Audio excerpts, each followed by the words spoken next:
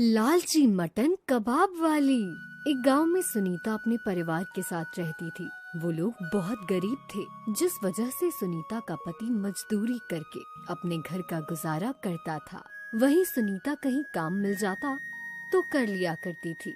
उसे खाना बनाने का बहुत ही शौक था। वो मटन कबाब बहुत अच्छे बनाती थी, पर कभी इतने पैसे ही नहीं हो पाए कि वो इसका काम शुरू कर पाए। एक दिन की बात है, सुनीता खाना बना रही होती है, तभी उसका बेटा रोहन वहाँ आता है और अपनी माँ से कहता है, माँ, मुझे मटन कबाब खाने हैं। बाहर कबाब बिकने आए हैं, आप मुझे पैसे दीजिए ना। बेटा, मेरे पास पैसे नहीं है, तुम चिंता मत करो, मैं घर पर ही बना दूंगी। नहीं, मुझे कुछ नहीं सुनना है, मुझे पैसे चाहिए। आप लोगों के पास कभी भी पैसे नहीं रहते। अरे तुम ऐसा क्यों कह रहे हो? मैं तुम्हारे लिए घर पर ही बहुत अच्छे मटन कबाब बना दूंगी। मैं आज ही पिताजी से कहकर सामान मंगा दूंगी। उसे जाने दो, वो बहुत ही महंगे देंगे। अपनी माँ के ज्यादा कहने पर रोहन इस मटन कबाब वाले को जाने देता है। शाम को जब सुनीता का पति भोला आता है तो वो उससे कहती है, सुनिए, आज हमारे बेटे को मटन कबाब खाने हैं, तो आप उसके लिए मटन ले आते तो मैं कबाब बना देती। तुम्हें तो पता ही है हमारे घर में क्या हालात है। ऐसे में मटन कहाँ से आए? वो बहुत ही महंगा है। मुझे पता है, पर अगर हमने हमारे बेटे की इच्छा पूरी नहीं की तो वो ये सोचेगा कि हम लोग उसके बारे में नहीं सोचते हैं। तो उसे भी तो सोचना चाहिए, हम लोग गरीब हैं, कहाँ से उसकी फरमाइशें पूरी कर सकेंगे। ये सुनकर सुनीता को काफी बुरा लगता है। धीरे धीरे समय गुजर रहा था और एक दिन की बात है, उसने कुछ पैसे इकट्ठे किए और मटन ले आई। इसके बाद उसने घर पर ही मटन कबाब बनाए और अपने बेटे से कहा, अरे रोहन देख, मैंने तेरे लिए मटन कबाब बनाए हैं। क्या आप सच कह रही हैं माँ? आपने मेरे लिए मटन कबाब बनाए? हाँ बेटा, जल्दी से खा ले वरना ठंडे हो जाएंगे। इसके बाद वो अपने बेटे को मटन कबाब खिलाती है और खुद भी 2 खा लेती है, पर मटन ज्यादा आ जाने की वजह से कबाब काफी सारे बच गए थे। इसके बाद उसने सोचा कि वो इन्हें बाजार में बेचाए और ये सोचकर वो उन कबाब को लेकर निकल गई। कबाब ले लो, मटन कबाब ले लो, कबाब ले लो, मटन कबाब। ये सुनकर लोग उसके मटन कबाब खाने के लिए आते हैं और सभी उसकी बड़ी तारीफ करते हैं और उसके बदले में उसे काफी अच्छे रुपए भी मिल जाते हैं। जिसके बाद वो घर आती है और अपने पति को सारी बात बताती है, जिसे सुनकर भोला बहुत खुश होता है और अपनी पत्नी से कहता है, क्यों ना तुम मटन कबाब का ही काम शुरू करो, इससे हमें काफी अच्छी इनकम होगी और हमारी गरीबी भी दूर हो जाएगी। हाँ बिल्कुल ठीक कह रहे हो, मैं कल से ही मटन कबाब का काम शुरू कर दूंगी। इसके बाद वो अगले दिन बाजार जाती है और वहाँ से सामान ले आती है। सामान लाते समय वो एक पेड़ के नीचे रुक जाती है, तभी उसे कढ़ाई दिखाई पड़ती है। कढ़ाई को देखकर वो इधर उधर देखती है और अपने आप से कहती है, अरे यहाँ पर कढ़ाई कौन रख गया? चलो मैं इसे अपने साथ ले जाती हूँ, वैसे भी ये कबाब बनाने के काम आ जाएगी। और ये कहकर वो उस कढ़ाई को घर पर ले जाती है और मटन कबाब बनाना शुरू कर देती है। जैसे ही वो उसमें कबाब डालती है, वो पूरी की पूरी कढ़ाई कबाब से भर जाती है। ये देखकर सुनीता काफी हैरान होती है। अरे ये कैसे हो गया? लगता है ये जादुई कढ़ाई है, मुझे इसे लोगों से बचा कर रखना चाहिए। और इसके बाद वो उस कढ़ाई के बारे में अपने पति को भी बताती है और वो भी उसे यही राय देता है। धीरे धीरे समय गुजर रहा था। समय के साथ साथ सुनीता के मन में लालच आने लगता है और वो अब मटन कबाब में मिलावट करने लगती है। कभी वो कबाब में सब्जियां मिला देती है और कभी सोयाबीन, तो कभी खराब मटन से ही कबाब बना दिया करती थी। ये देखकर उसके पति ने उसे कई बार रोका। अरे भाग्यवान, ये तुम क्या कर रही हो? अगर तुम इस तरह मटन कबाब बनाओगी तो कोई भी हमारे कबाब नहीं लेगा। अरे ऐसा कुछ भी नहीं है, और वैसे भी आप इन सब मामलों में मत पड़िए। मुझे पता है कि ग्राहक को क्या चाहिए। जो नॉनवेज खाता है वो तो कुछ भी खा लेगा। फिर भी तुम्हें ऐसा नहीं करना चाहिए, आखिर हमारे पास जादुई कढ़ाई भी तो है, तो फिर तुम ऐसा क्यों कर रही हो? पर वो अपने पति की बात नहीं सुनती है और अपने मन की करती है। और एक दिन की बात है, उसकी दुकान पर एक आदमी आया और उसने सुनीता से कहा, अरे बहन जी, मुझे ऐसा क्यों लगता है कि आज आपका मटन खराब हो गया हो? ऐसा कुछ भी नहीं है, तुम्हें गलतफहमी हुई होगी। मैं तो एकदम अच्छे मटन के कबाब बनाती हूँ। नहीं, इसका स्वाद बदला बदला लग रहा है। अरे नहीं नहीं, आप खाइए मजे लेकर। मेरे कबाब एक नंबर हैं। ये सुनकर वो आदमी कबाब खाता है और वहाँ से चला जाता है। जिसके बाद सुनीता की सांस में सांस आती है। आज तो बच गई। अगर इसे पता लग जाता कि ये कबाब खराब मटन से बने हैं, तो ये मुझे पैसे नहीं देता। इसके बाद वो आराम से कबाब बेचने लगती है। वहीं दूसरी तरफ भोला को ये सब अच्छा नहीं लग रहा था, क्योंकि वो चाहता था कि उसकी पत्नी लालच ना करके ईमानदारी से काम करे, पर उसकी पत्नी उसकी कोई बात नहीं मानती थी, जिस वजह से वो काफी परेशान था। अब मैं क्या करूं? कैसे ऐसे समझाऊं कि लालच करना बुरी बात होती है। अगर ये इस तरह काम करेगी तो सब चीजों से हाथ धो बैठेगी। अगर कभी किसी को कुछ हुआ तो नाम इसी का आएगा। क्या हुआ पिताजी, आप इतना दुखी क्यों हैं? क्या बताऊं बेटा, तुम्हारी माँ लालची हो गई है। पर ऐसा क्या कर दिया उन्होंने जो आप उन्हें लालची कह रहे हैं? तुम्हें तो पता ही है कि वो मटन कबाब बनाती है, पर अब वो उसमें मिलावट करने लगी है और मैं ये नहीं चाहता हूँ कि वो मिलावट करे। हाँ, आप बिल्कुल ठीक कह रहे हैं। ये तो मैं भी नहीं चाहता हूँ। आप उनको समझाते क्यों नहीं? मैंने उसे कई बार समझाया है, पर वो मानती नहीं है। अब तुम ही बताओ मैं क्या करूँ? इस पर रोहन काफी देर तक सोचता है। फिर उसके दिमाग में एक उपाय आता है और वो अपने पिता से कहता है, पिताजी, मेरे पास इसका उपाय है। अगर आप बताएं तो मैं आपको बताऊं। हाँ हाँ बेटा, बोलो। इसके बाद रोहन उसे एक उपाय बताता है, जिसे सुनकर वो बहुत ज्यादा खुश हो जाता है। अगले दिन जब सुनीता मटन कबाब बना रही होती है, तो वहाँ पर उसका बेटा आता है और अपनी माँ से कहता है, माँ, आपने बहुत सारे कबाब लिए, अब चलिए आप भी कबाब खा लीजिए चलकर। आप भूखी होगी। नहीं नहीं बेटा, मुझे भूख नहीं लगी है। वैसे भी मैंने अभी थोड़ी देर पहले ही खाना खाया था। अरे खाने से क्या होता है, देखिए मैंने आपके लिए कुछ बनाया है, चलिए ना चलकर खाइए। क्या बनाया है मेरे बेटे ने? मैंने आपके लिए अपने हाथों से मटन कबाब बनाए हैं। क्या तुम सच कह रहे हो? मुझे तो यकीन ही नहीं हो रहा है। और ये कहकर वो जैसे ही मटन कबाब खाती है, उसे काफी बुरा स्वाद लगता है। तो वो अपने बेटे से कहती है, अरे बेटा, तुमने इन मटन कबाब में क्या डाला है? ये तो बहुत खराब बने हैं। बुरा मत मानो, पर जो है सो कह दिया। पर मैंने तो अच्छा मटन यूज किया था। वैसे भी मैंने पहली बार बनाए हैं, आप खा लीजिए ना।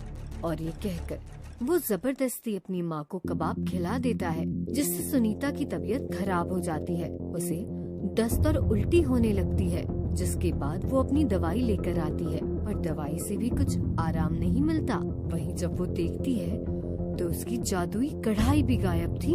ये देखकर वो काफी ज्यादा परेशान हो जाती है। अरे क्या हो रहा है मेरे साथ? यूँ अचानक दस्त कैसे होने लगे? और मेरी जादुई कढ़ाई कहाँ है? इसके बाद वो अपने पति और अपने बेटे को सारी बात बताती है। इस पर उसके बेटे ने कहा, ये सब आपका ही किया हुआ है, मैंने तो बस कबाब बनाए, आप जो मटन लाई थी उसी से। क्या? जो मैं मटन लाई थी तुमने उसके कबाब बनाए हैं? क्यों, क्या हो गया माँ? अरे वो खराब मटन था, इसलिए मेरी तबीयत खराब हो गई। अब तुम्हें पता लगा खराब मटन कबाब खाने से क्या होता है? मैंने तुम्हें कई बार मना किया था, तुम मानोगी ही नहीं, इसलिए मैंने तुम्हें सबक सिखाने के लिए ये सब किया। रोहन ने कोई कबाब नहीं बनाए थे, उसने तो तुम्हारे बनाए हुए कबाब ही तुम्हें खिला दिए, जिससे तुम्हें पता लग जाए और तुम लालच करना बंद कर दो। मुझे माफ कर दो, मुझसे बहुत बड़ी गलती हो गई। मैं अपने लालच में आकर अंधी हो गई थी और लोगों की सेहत के साथ खिलवाड़ करने लगी। पर वो जादुई कढ़ाई कहाँ है? उस जादुई कढ़ाई को हम लोगों ने छुपा कर रख दिया था, क्योंकि हमें तुम्हें सबक सिखाना था। मुझे पता लग गया है कि किसी के साथ बुरा नहीं करना चाहिए और ना ही कभी लालच करना चाहिए, क्योंकि लालच सभी के लिए बुरा होता है।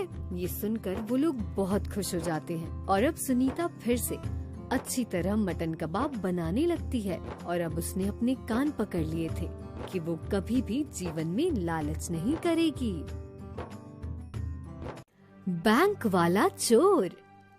सोनपुर गांव में खाते में पैसे डालने वाली मशीन खुली थी। ये देखकर गांव वाले सुबह सुबह लाइन में लग गए और अपने अपने खाते में पैसे जमा करने लगे।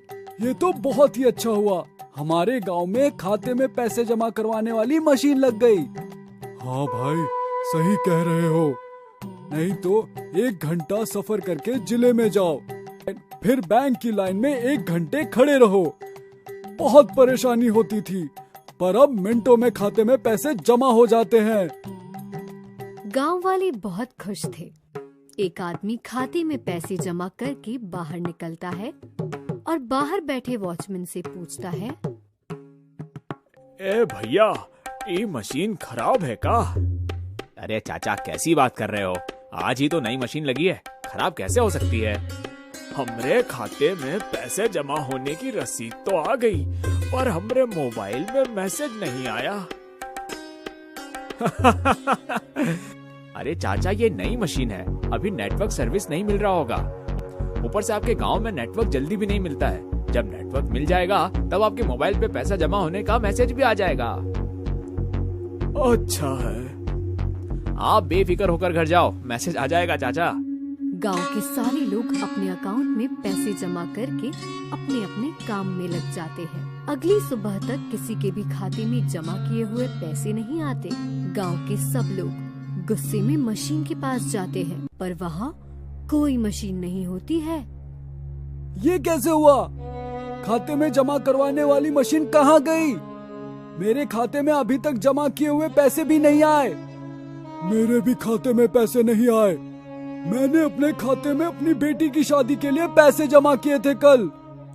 मेरे पूरे पैसे गायब हो गए। हे भगवान! ऐसे रोने से पैसे वापस नहीं आएंगे, हमें बैंक वालों के पास जाना होगा। चलो भाइयों। सारे गांव वाले बैंक के अंदर पहुंचकर अपने पैसों की मांग करने लगते हैं। हमारे पैसे वापस दो। कल जो मशीन लगाई थी वो आज कहाँ गई? हम सबको पैसे जमा होने का मैसेज क्यों नहीं आया? सुनिए सुनिए, आप सभी क्या कह रहे हो? मुझे कुछ समझ नहीं आ रहा है, आखिर बात क्या है? गांव वालों ने सारी बात बैंक वालों को बताई। नहीं, बैंक वालों ने आपके गांव में पैसे जमा करने वाली कोई मशीन नहीं लगाई है। आप सभी का पैसा किसी ने ठग लिया है। आप सभी को पुलिस के पास जाना चाहिए, अभी कंप्लेंट कर दीजिए। सारे गांव वाले पुलिस स्टेशन पहुंचे और पूरी घटना बताई। पुलिस को शक बैंक के मैनेजर पे था। बैंक का मैनेजर पुलिस स्टेशन आया। हम अभी FIR लिख देते हैं और जल्द से जल्द कार्रवाई शुरू करते हैं और उस चोर को पकड़ लेंगे। साहब, हमारी सालों की कमाई है, अगर नहीं मिली तो हमारे बीवी बच्चे भूखे मर जाएंगे। आपकी कमाई आपको वापस मिल जाएगी, भरोसा रखिए। अभी आप सभी अपने अपने घर जाइए। हवलदार, मैनेजर को यहाँ बुलाओ। पुलिस को शक बैंक के मैनेजर पे। बैंक का मैनेजर पुलिस स्टेशन आया। जल्दी जल्दी पूछिए जो पूछना है, मेरे पास और भी जरूरी काम है। इस काम के लिए मेरे पास वक्त नहीं है। बैंक मैनेजर की ये बात सुन के पुलिस इंस्पेक्टर भड़क गया और उसने मैनेजर को जोर का तमाचा जड़ दिया। सुन ओए, तू मैनेजर होगा अपने बैंक का। गांव वालों की मेहनत की कमाई थी और वो मशीन तेरे बैंक की थी। तुझे ये काम जरूरी नहीं लगता? अगर गांव वालों ने तेरे बैंक में पैसा जमा करना बंद कर दिया तो तेरा बैंक बंद हो जाएगा, समझा? लेकिन सर, इसमें हमारा कोई हाथ नहीं है। तभी पुलिस स्टेशन में एक फोन आता है और पता चलता है सोनपुर गांव के आगे वाले गांव में भी इसी तरीके से पैसे ठगे गए हैं। ये कौन कर रहा है? बैंक मैनेजर भी यही है, मतलब और कोई है? और दूसरी तरफ रघु गांव वालों के पैसे ठग रहा था। रघु वॉचमैन बन के खाते में जमा करने वाली नकली मशीन लगाता और रात होते ही मशीन लेकर लंपट हो जाता। रघु अपने सारे पैसे फैलाकर बैठा था। वारे ऊपर वाले, कुछ दिन पहले मैं पैसों के लिए नौकरी की तलाश में यहाँ वहाँ भटक रहा था और आज लखपति हूँ। मेरे चारों तरफ पैसा ही पैसा है। तभी दरवाजे पे ठक ठक होती है। रघु डर जाता है। तभी और जोर से ठक ठक होती है। रघु चुपके से देखता है तो दरवाजे के बाहर रघु की माँ थी।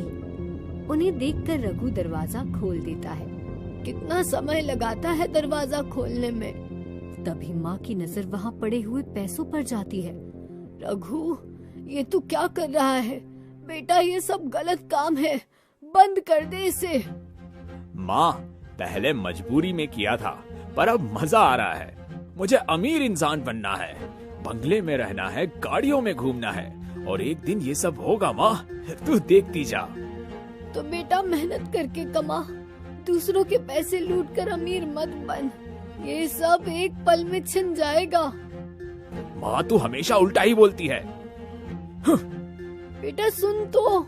यहाँ रघु की लालच बढ़ती जा रही थी और दूसरी तरफ पुलिस चोर की तलाश में थी।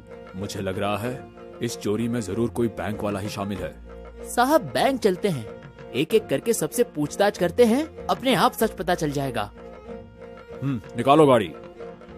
पुलिस बैंक पहुंच जाती है और सबसे पूछताछ करना शुरू करती है। सर, हमारे बैंक में सब भरोसे वाले लोग ही काम करते हैं। अच्छा, जिस मशीन में पैसे जमा होते हैं उस मशीन की देखरेख कौन करता है? वो दीपक करता है, पर अभी वो नया है। 2 महीने पहले ही मैंने उसे नौकरी पे रखा है। मुझे नहीं लगता वो ऐसा कुछ करेगा, क्योंकि सबसे पहला शक उसी पर जाएगा। दीपक की जगह पहले कौन काम करता था? वो रघु था। 10 सालों से वही मशीन देख रहा था। उसे मशीन के बारे में सब कुछ पता था। उससे ज्यादा एक्सपीरियंस शायद ही किसी और को होगा।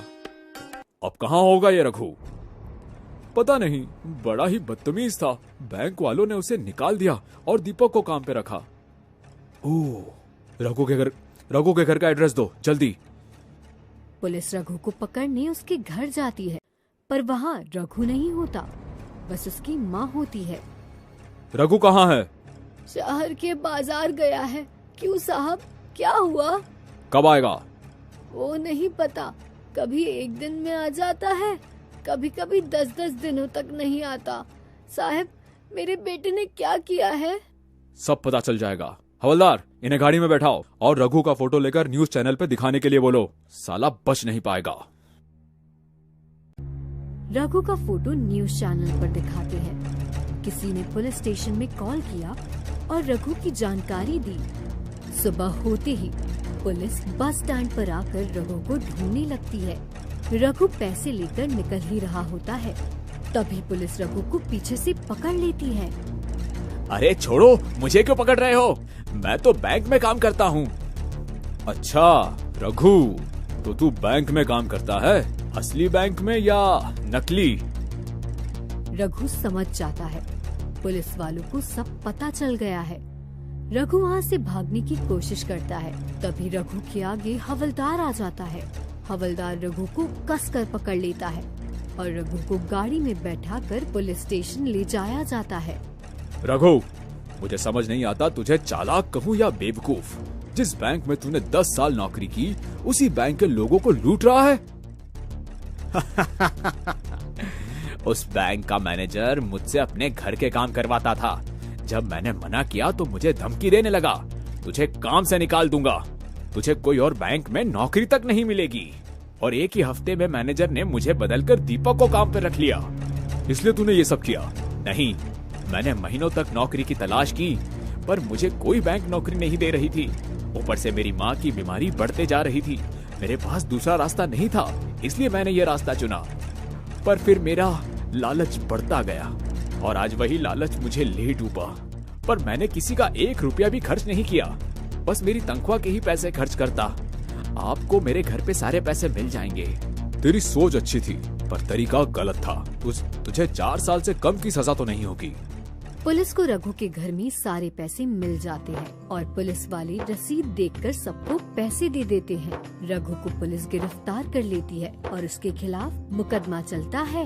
रघु ने सारी चोरियां पहले मजबूरी में की थी और फिर उसे मजा आने लगा। वो बहुत अमीर बनना चाहता था, पर बेईमानी का पैसा कहाँ टिकता है। एक दिन वो पैसा ले ही डूबेगा।